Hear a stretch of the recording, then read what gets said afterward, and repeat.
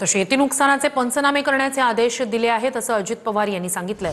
आजच्या दौऱ्यानंतर जिल्हाधिकाऱ्यांशी संवाद साधणार असल्याचं सुद्धा त्यांनी स्पष्ट केलंय। सरकार कुणालाही बाऱ्यावर सोडणार नाही असं म्हणत पाहणी दौऱ्यादरम्यान अजित पवारांनी आश्वस्त केलं। काल कॅबिनेट झाली, त्याच्यामध्ये ठरवलेलं आहे जी पिकं ह्या अतिवृष्टीमुळे ह्या पुरामुळे आपल्या शेतकऱ्याची अडचणीत आलेली असतील त्याचे पंचनामे करायच्या सूचना दिलेल्या आहेत। आजचा दौरा झाल्यावर मी त्या कलेक्टरांशी पण परत बोलणार आहे, कारण माझा सोलापूर जिल्हा आणि धाराशिव जिल्हा हे दोन जिल्ह्यातले काही भाग मला करायचा आहे दिवसभरात, आणि उद्या मी बीड आणि संभाजीनगर जिल्हा करणार आहे।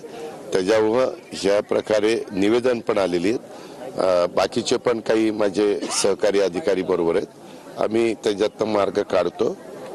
निश्चितपणे कोणाला वाऱ्यावर सोडणार नाही। वेगवेगळ्या ठिकाणी लोक थांबवत आहेत, त्यांच्या अडचणी सांगतायत, निवेदनं देत आहेत, त्यांच्या मागण्या करतायत, त्या सगळ्या कशा आपल्याला मार्ग काढता येईल हा मार्ग आम्ही काढू। एक आम्ही ठरवलेलं आहे की कुठल्याही परिस्थितीत केंद्र सरकारची राज्य सरकारची मदत घेऊन यांना पुन्हा कसं उभं करता येईल, आणि पुन्हा अशा प्रकारची पुराची परिस्थिती आली तर त्यांना त्रास होणार नाही अशा ठिकाणी त्यांचं पुनर्वसन करायचं। माझं एवढंच म्हणणं आहे की ज्याचं नुकसान झालंय त्याला मदत झाली पाहिजे, फक्त त्याच्यातनं कुठला गैरफायदा कोणी घेऊ